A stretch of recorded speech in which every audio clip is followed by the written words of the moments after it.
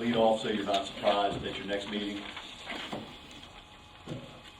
Probably one of the most frustrating processes I've gone through in 17 years of doing this at different levels. But you're aware we've in the process of upgrading several wastewater pump stations on the western end of the county.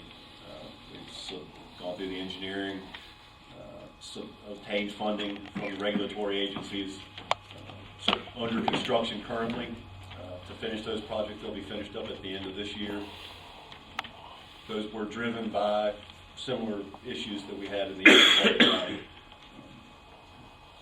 Overflows at those pump stations were the driver for the upgrades. The county was proactive in addressing the issues. As soon as we finished the project on the eastern end of the county, we moved to the western end of the county and started addressing the same issues we had there before they were regulatory issues with DEQ. DEQ has a point system, and it's arbitrary, and you hit so many points and you get kicked over to the enforcement division. If you have 4 overflows in a single month, you get kicked over to enforcement, and their goal is to put you under a consent order. While we were in the design phase, after we'd obtained funding from DEQ for the upgrades, had a massive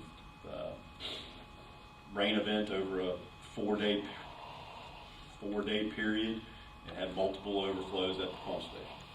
So we've been in negotiations with DEQ, and for several months they've initiated a draft consent order with us. We argued the point that we should not be under a consent order because we were already proactive in addressing the problem. The purpose of the consent order is to resolve issues. They were unwavering in their position. The original consent order included a penalty of $6,500, a civil fine. We've negotiated with them, have had that civil time reduced to $455, with the caveat that you do what's called a supplemental environmental program. In that case, we can provide 90% of a penalty towards an environmental program. In this case, we've worked with public safety staff. You can do hazardous response type training for your folks. That's what we're proposing to do.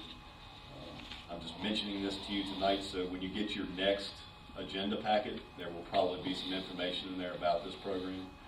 We would recommend, based on where we've got, the point we've reached with DEQ, to pay the $455 penalty. You can further appeal it, but typically what happens if you further appeal, it's not as favorable as what you can negotiate. I bring that up now so you're not surprised at your next meeting when it comes before you.